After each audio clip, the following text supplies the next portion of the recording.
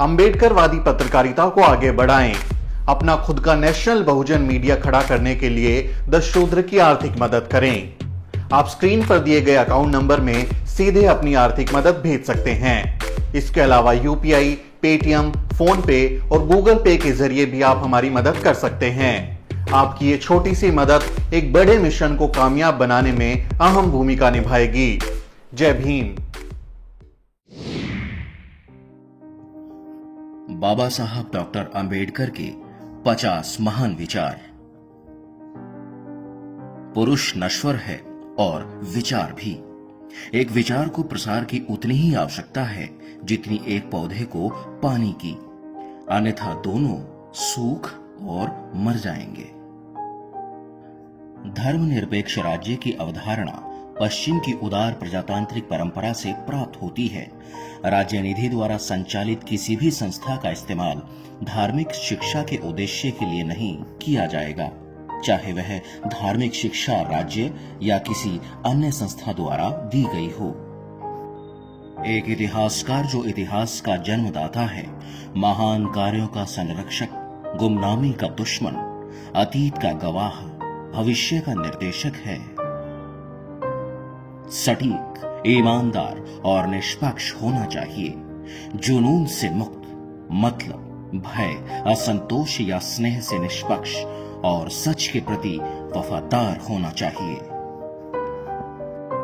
आपको अपनी गुलामी स्वयं खत्म करनी होगी।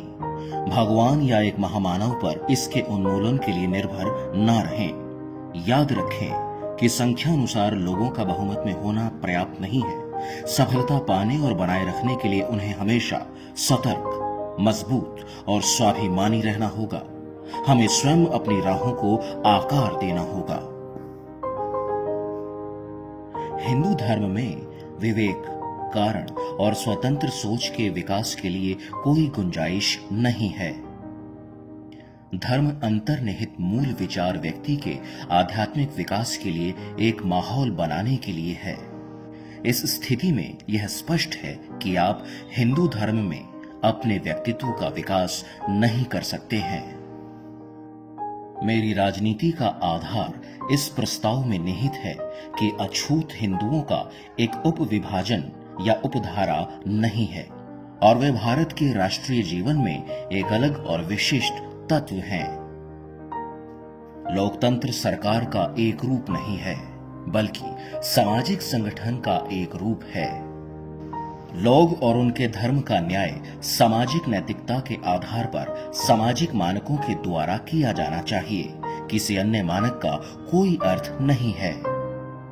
यदि मैंने संविधान का दुरुपयोग होते पाया तो इसे सबसे पहले जलाने वाला मैं होऊंगा। मैं संविधान को व्यवहारिक मानता हूं। यह लचीला है और इतना मजबूत भी कि यह राष्ट्र को शांतिकाल और युद्ध दोनों समय में एक साथ रख सकता है।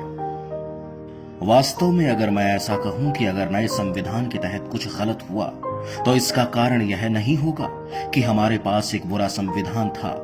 हमें यह कहना होगा कि मनुष्य बुरा था। समानता एक कल्पना हो सकती है, लेकिन फिर भी एक शासकीय सिद्धांत के रूप में इसे स्वीकार करना चाहिए। जीवन लंबा होने की बजाय महान होना चाहिए। एक सफल क्रांति के लिए वहां असंतोष पर्याप्त नहीं है। राजनीतिक और सामाजिक अधिकारों की न्याय, आवश्यकता और महत्वता का एक गहरा और पूरी तरह से दृढ़ विश्वास होना आवश्यक है।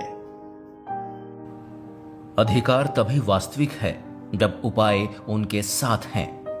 यदि पीड़ित व्यक्ति को अपने अधिकारों पर हुए आक्रमण पर सहारा लेने के लिए कोई कानूनी उपाय नहीं है तो ऐसे अधिकार देने का कोई लाभ नहीं है। लोकतंत्र केवल सरकार का एक रूप नहीं है, यह मुख्य रूप से संयुक्त संप्रेषित अनुभव के जुड़े रहने की एक विधा है। यह अनिवार्य रूप से हमारे साथी मनुष्यों के प्रति सम्मान और श्रद्धा का एक दृष्टिकोण है। जहां कानूनी अर्थों में कोई गुलामी नहीं है, वहां भी यह स्थिति उत्पन्न होती है। जाति व्यवस्था के रूप में यह पाया जाता है कि कुछ लोग निर्धारित आजीविकाओं पर जाने के लिए मजबूर हैं, जो उनकी अपनी पसंद नहीं है। इतिहास से पता चलता है कि जहां नैतिकता और अर्थशास्त्र संघर्ष में आते हैं, जीत हमेशा अर्थशास्त्र की होती है।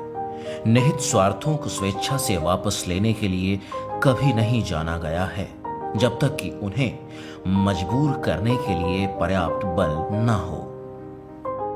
हर मनुष्य के जीवन का एक दर्शन होना आवश्यक है। हर किसी के पास एक मानक होना आवश्यक है, जिसके द्वारा वह अपने आचरण को माप सके, तथा दर्शन कुछ और नहीं बल्कि मापने के लिए एक मानक है। भारतीय आज दो अलग अलग विचारधाराओं से संचालित होते हैं। उनके राजनीतिक आदर्श संविधान की प्रस्तावना में निहित स्वतंत्रता, समानता और भाईचारे के एक जीवन की पुष्टि करता है। उनके धर्म में समाहित उनके सामाजिक आदर्श इससे इनकार करते हैं। जिस प्रकार पानी की एक बूंद समुद्र में मिलकर अपनी पहचान खो देती है, उसके विपरीत समाज में रहकर मनुष्य अपनी पहचान नहीं खोता।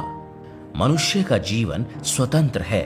वह सिर्फ समाज के विकास के लिए पैदा नहीं हुआ है, बल्कि उसके स्वयं के विकास के लिए हुआ है।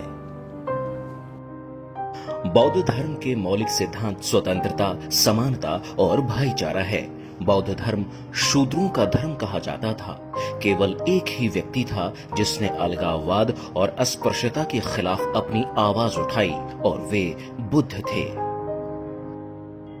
हमें यह स्वीकार करना शुरू करना होगा कि भारतीय समाज में दो बातों का पूर्ण अभाव है। इनमें से एक समानता है। सामाजिक स्तर पर एक भारत ऐसा है जो श्रेणीबद्ध असमानता के सिद्धांतों पर आधारित है। इसका अर्थ कुछ के लिए पदोन्नति और कुछ के लिए गिरावट है।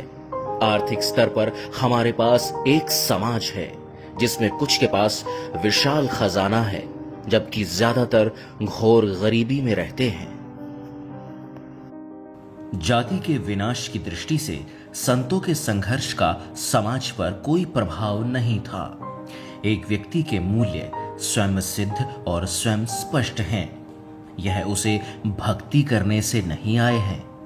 संतों ने इस बात को स्थापित करने के लिए संघर्ष नहीं किया। इसके विपरीत उनके संघर्ष का दलित वर्ग पर बहुत अस्वस्थ प्रभाव पड़ा है। इसने ब्राह्मणों को उन्हें चुप कराने का बहाना दे दिया है कि अगर वे सम्मान पाना चाहते हैं तो उन्हें चोखा मेला का दर्जा प्राप्त करना होगा। यह शरारत हिंदू शास्त्रों द्वारा प्रचारित की गई कि उच्च वर्गों की सेवा करके शूद्र मोक्ष को प्राप्त करता है। अस्पृश्यता गुलामी की एक और पदवी है। कोई जाति अपने आत्म सम्मान को नष्ट करने से नहीं उठ सकती है। यदि आप वास्तव में अछूतों का उत्थान करना चाहते हैं तो आपको उनसे सामाजिक व्यवस्था में स्वतंत्र नागरिक के रूप में व्यवहार करना होगा और उन्हें अपने भाग्य को रूप देने की आजादी देनी होगी। मैं भगवत गीता में प्रतिपादित हिंदू सामाजिक दर्शन को नकारात्मक रूप में अस्वीकार करता हूं। मेरे फैसले में यह कपिल के दर्शन की एक क्रूर विकृति है जो सांख्य दर्शन के त्रिगुण पर आधारित है और जिसने जाति व्यवस्था की वर्गीकृत असमानता को हिंदू सामाजिक जीवन का कानून बनाया है। संवैधानिक नैतिकता एक प्राकृतिक भावना नहीं है, यह अभी लाई जानी है। हमें यह महसूस करना होगा कि हमारे लोगों को अभी भी सीखना है। भारत में लोकतंत्र भारतीय जमीन पर सिर्फ एक परत है जो अनिवार्य रूप से अलोकतांत्रिक है। मनुष्य नश्वर है। हर किसी को कभी न कभी मरना है, लेकिन मनुष्य को अपने जीवन में आत्म सम्मान के महान आदर्शों को समृद्ध बनाने और स्वयं के जीवन को बेहतर बनाने का फैसला करना होगा। हम दास नहीं हैं। एक बहादुर व्यक्ति के लिए आत्म सम्मान से रहित जीवन जीने की तुलना में और अधिक शर्मनाक कुछ नहीं है। भारत में भक्ति या भक्ति मार्ग या नायक भक्ति राजनीति में जो हिस्सा अदा करती है वह दुनिया के किसी भी अन्य देश की राजनीति के मुकाबले अतुल्य है। धर्म में भक्ति आत्मा की मुक्ति के लिए एक मार्ग हो सकता है, लेकिन राजनीति में भक्ति या नायक भक्ति यकीनन क्षरण करने के लिए और अंततः तानाशाही करने के लिए एक मार्ग है। अस्पृश्यता ने अछूतों और हिंदुओं को बर्बाद कर दिया है और आखिरकार राष्ट्र को भी। यदि दलित वर्ग अपने आत्मसम्मान और स्वतंत्रता की प्राप्ति करे तो वह केवल अपनी खुद की प्रगति और समृद्धि के लिए ही नहीं अपितु अपनी मेहनत, बुद्धि और साहस से राष्ट्र की शक्ति और समृद्धि के लिए भी योगदान करेगा। वर्तमान में अस्पृश्यता के कलंक का मुकाबला करने में अछूतों की जबरदस्त ऊर्जा को नष्ट होने से बचाना आवश्यक है। यह उनके द्वारा उनके पूरे देश में शिक्षा और संसाधनों के विकास को बढ़ावा देने के लिए लगानी होगी। जाति अंतरराज्यीय रात्रि भोज व अंतर जातीय विवाह के आवारा उदाहरणों द्वारा समाप्त नहीं की जा सकती। जाति मन की एक अवस्था है, यह मन की एक बीमारी है। हिंदू धर्म की शिक्षाएं इस रोग का मूल कारण है। हम जातिवाद का अभ्यास और अस्पृश्यता का पालन करते हैं क्योंकि हिंदू धर्म में ऐसा करने के लिए हमें निर्देश दिए गए हैं। एक कड़वी चीज को मिठाई नहीं बनाया जा सकता, किसी का भी स्वाद बदला जा सकता है, लेकिन जहर अमृत में नहीं बदला जा सकता।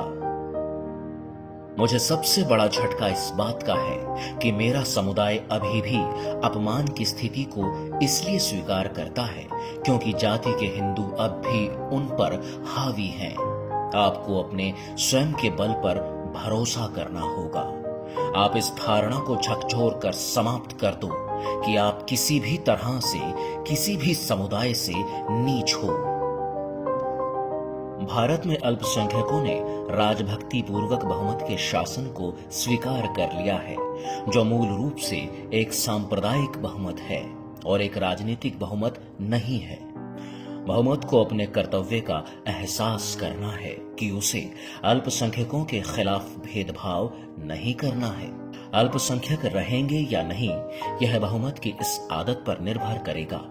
जिस पल बहुमत अल्पसंख्यक के खिलाफ भेदभाव की आदत छोड़ देगा, अल्पसंख्यकों के मौजूद रहने का कोई कारण नहीं रहेगा, वे गायब हो जाएंगे। क्यों एक मानव शरीर मृतक बन जाता है? इसका कारण है कि जब तक मानव शरीर पीड़ा से मुक्त नहीं है, मन खुश नहीं हो सकता है। यदि एक व्यक्ति में उत्साह का अभाव है तो उसका शरीर या मन मृतक हालत में है। व्यक्ति में से उत्साह कौन निकालता है? यदि कोई उत्साह नहीं है तो जीवन कठिन परिश्रम हो जाता है, घसीटने के लिए एक बोझ मात्र। यदि उत्साह नहीं है तो कुछ भी हासिल नहीं किया जा सकता है। एक व्यक्ति की ओर से उत्साह की इस कमी का मुख्य कारण उसकी तरक्की करने का अवसर प्राप्त करने की आशा खोने से है। निराशा से उत्साह की कमी हो जाती है। ऐसे मामलों में मन मृतक हो जाता है। उत्साह कब आता है? जब वह ऐसे माहौल में सांस लेता है जहां उसे अपने श्रम के लिए वैध इनाम मिलने का विश्वास होता है। उसके बाद ही वह एक उत्साह और प्रेरणा से समृद्ध महसूस करता है। कानून का असली काम समाज में दोषों की मरम्मत करना है। दुर्भाग्य से प्राचीन समाजों ने अपने स्वयं के दोषों की मरम्मत के काम की कल्पना की हिम्मत कभी नहीं की। फलस्वरूप वे सड़ गए। इस देश ने यूरोपियों की पोप की सत्ता को चुनौती देने की मांग से बहुत समय पहले चर्च संबंधी कानून और धर्मनिरपेक्ष कानून के बीच का संघर्ष देखा है। कौटिल्य के अर्थशास्त्र ने धर्मनिरपेक्ष कानून की नींव रखी। भारत में दुर्भाग्य से चर्च संबंधी कानून ने धर्मनिरपेक्ष कानून पर विजय पाई। मेरी राय में यह देश में सबसे बड़ी आपदाओं में से एक थी। हिंदू समाज का प्रगति न करना इस धारणा की वजह से था कि प्राकृतिक कानून बदला नहीं जा सकता है। सभ्यता एक सतत प्रक्रिया कभी नहीं रही। यहाँ राज्य और समाज थे जो एक समय में सभ्य थे। समय के पाठ्यक्रम में कुछ ऐसा हुआ कि ये समाज स्थिर हुए और सड़ गए। यह खुद भारत के इतिहास से साफ हो सकता है। इसमें कोई शक नहीं कि भारत उन देशों में से एक है जो प्राचीन सभ्यता का दावा कर सकते हैं। जब यूरोप के निवासी बर्बर हालातों के तहत जी रहे थे, यह देश सभ्यता की सबसे ऊंची चोटी पर पहुंच गया था। जब यूरोप के लोग मात्र खानाबदोश थे, तो इसके पास संसदीय संस्थाएं थी।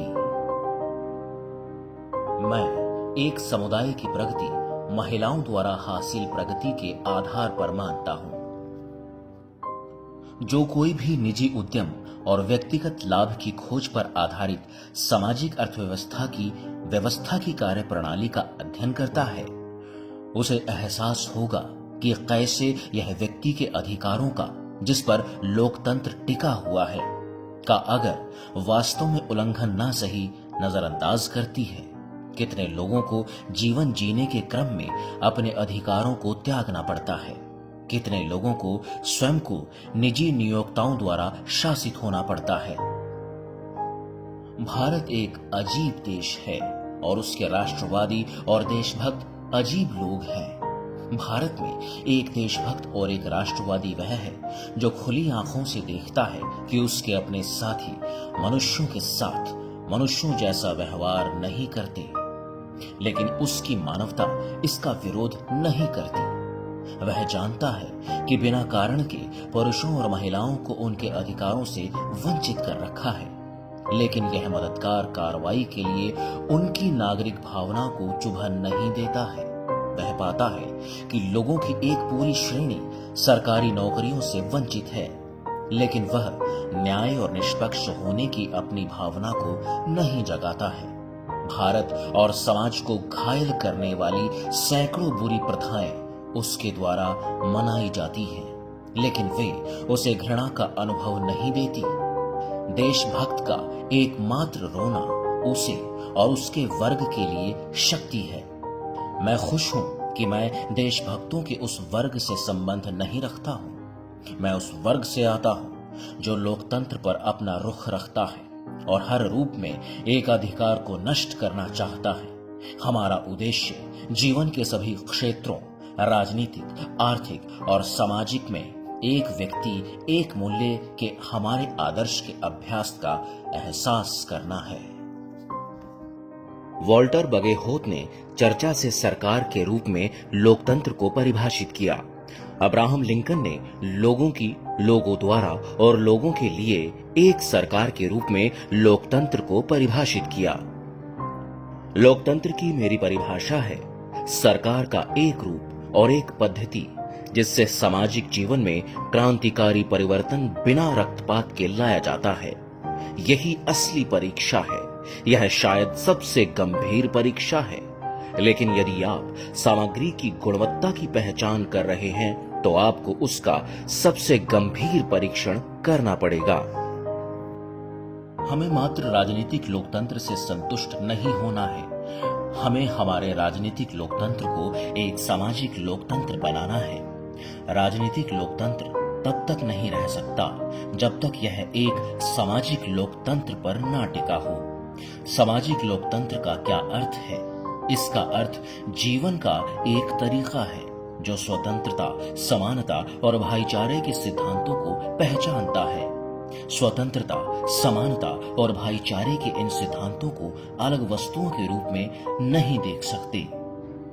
ये इस तरह से एक संघ के रूप में है कि एक का दूसरे से तलाक लोकतंत्र के उद्देश्य को समाप्त कर देगा। स्वतंत्रता का समानता से तलाक नहीं किया जा सकता और न ही स्वतंत्रता और समानता का भाईचारे से तलाक किया जा सकता है। सामाजिक संघ के बिना राजनीतिक एकता प्राप्त करना मुश्किल है। यदि प्राप्त हो भी गई तो यह उतनी ही अनिश्चित होगी जितना गर्मियों में एक पौधा जिसे हवा का झोंका जड़ से उखाड़ देता है। मात्र राजनीतिक एकता के साथ भारत एक राज्य हो सकता है, लेकिन एक राज्य होना एक राष्ट्र होना नहीं है, और एक राज्य जो एक राष्ट्र नहीं है अस्तित्व के संघर्ष में जीवित रहने की संभावनाएं कम होती हैं। यह विशेष रूप से सत्य है कि राष्ट्रवाद, जो आधुनिक समय में सबसे गतिशील बल है, हर जगह सभी मिश्रित राज्यों के विनाश और विघटन से खुद को मुक्त करने की तलाश में है। एक मिश्रित और समग्र राज्य के आंतरिक पुनरुत्थान के लिए खतरा बाह्य आक्रमण में इतना निहित नहीं है जितना उसकी खंडित, फंसी, दबी और उसकी इच्छा के खिलाफ आयोजित राष्ट्रीयता में है। आत्मसम्मान की कीमत पर जीना शर्मनाक है। आत्मसम्मान जीवन में सबसे महत्वपूर्ण कारक है। इसके बिना आदमी कुछ नहीं है। आत्मसम्मान के साथ जीने के लिए कठिनाइयों पर काबू पाना पड़ता है। केवल कड़ी मेहनत और निरंतर संघर्ष से ही शक्ति, आत्मविश्वास और मान्यता प्राप्त करता है। एमर्सन ने कहा कि स्थिरता गधे का एक गुण है। किसी भी विचारक को स्थिरता के नाम पर व्यक्त एक नजरिए से नहीं बांधा जा सकता है। जिम्मेदारी स्थिरता से अधिक महत्वपूर्ण है। एक जिम्मेदार व्यक्ति को सीखे को अनसीखा करना सीखना होगा। एक जिम्मेदार व्यक्ति के पास पुनर्विचार और अपने विचारों को बदलने के लिए साहस होना चाहिए।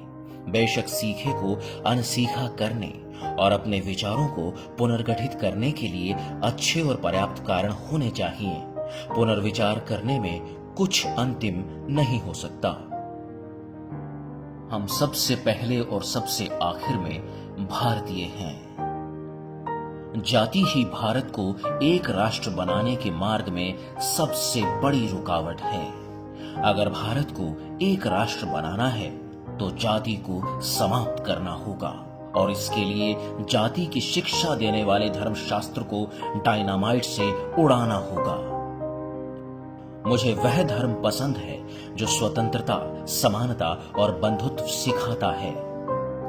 वे इतिहास नहीं बना सकते जो इतिहास को भूल जाते हैं।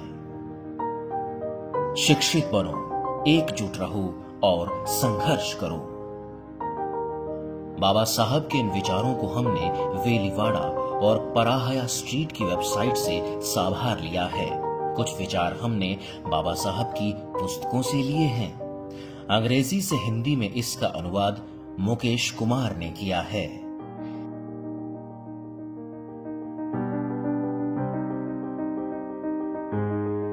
जय भीम।